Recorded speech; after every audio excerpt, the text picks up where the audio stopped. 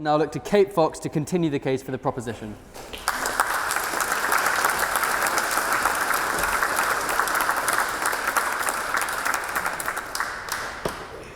Thank you.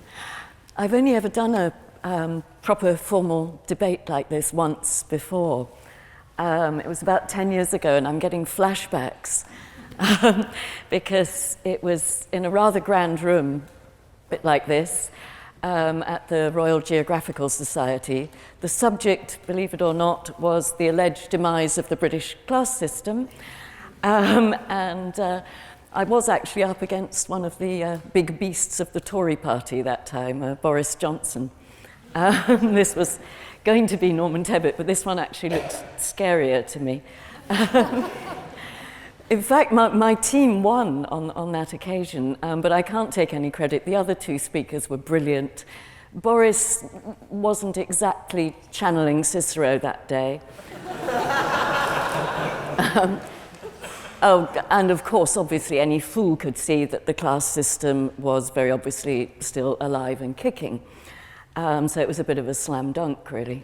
But at the time, Tony Blair was confidently declaring that the class war is over. And John Prescott, I think, was telling us the middle class had won. At least he said, we're all middle class now, so I assume that means the middle class had won.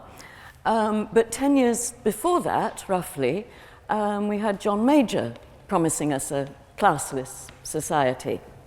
And about 10 years, and there were debates then.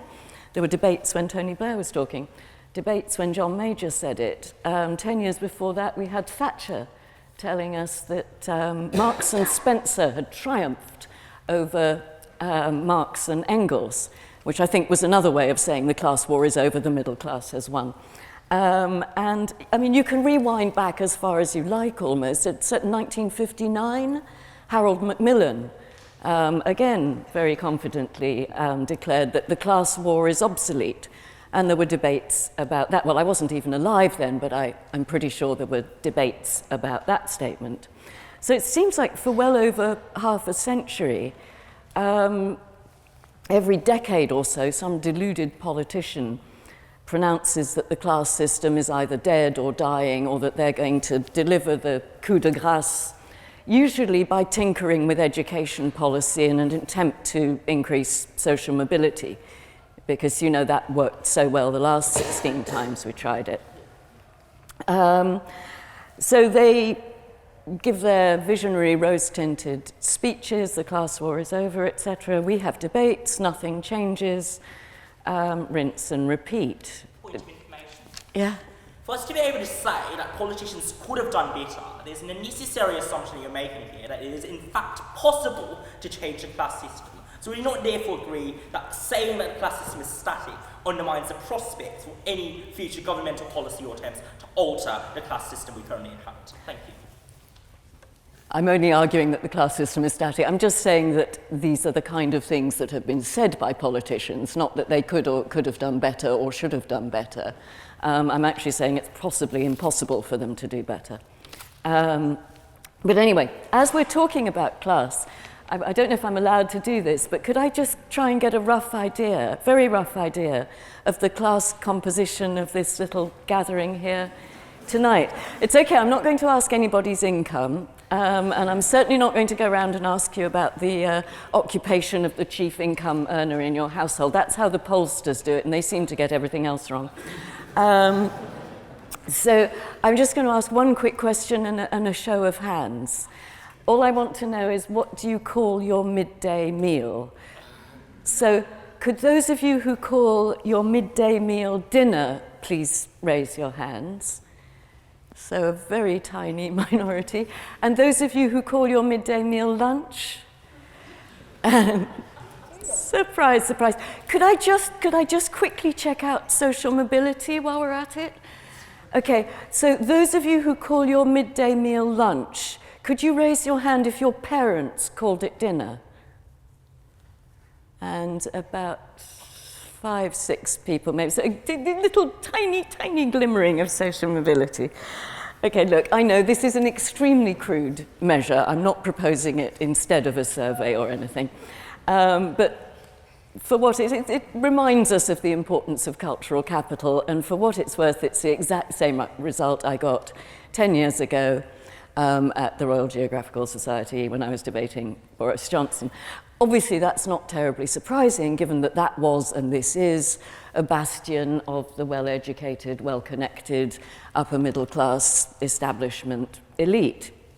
And what John Goldthorpe has called the inherent stickiness of the class positions of parents and children has remained unchanged for decades. He's like the world expert on mobility. He bloody well ought to know. Look, you all know this. The gap between rich and poor is getting wider every day. Higher income inequality means lower social mobility, less social mobility. Because obviously the rungs on the ladder get further and further apart, the ladder becomes harder and harder to climb, and because we're wired for loss aversion, the fear of downward mobility increases. So those on the higher rungs use all of their economic and social and cultural resources to make sure that their own children don't slide down a snake. You'll remember snakes and ladders, it's pretty much how it works. But instead of reducing wealth inequality and improving conditions of life for those on the lower rungs, which would have narrowed the gaps and reduced the fear of snakes, successive governments have focused entirely on social mobility, which has duly remained static at best, I think, since the 1970s. And obviously, creaming off a minority, there are always going to be exceptions. There were exceptions, you know, back in Henry VIII's time. Thomas Cromwell was the son of a blacksmith-stroke publican and became a lawyer and then a lord and had a lot of fun dissolving monasteries. I mean, exceptions do not prove anything here. There are always individual exceptions because there are always exceptional individuals.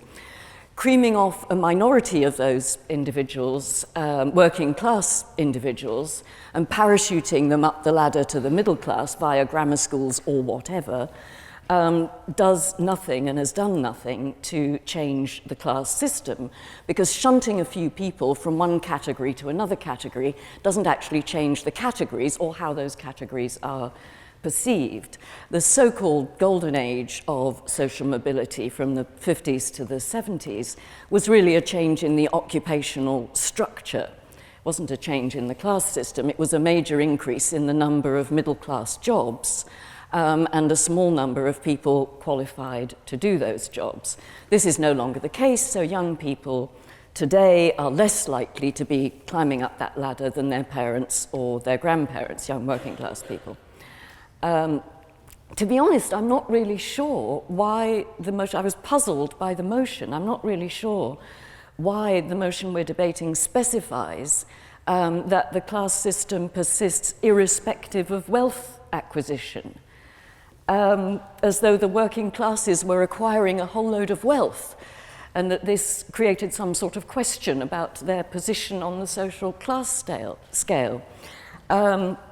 The only wealth acquisition that I can see seems to be the very rich getting obscenely rich.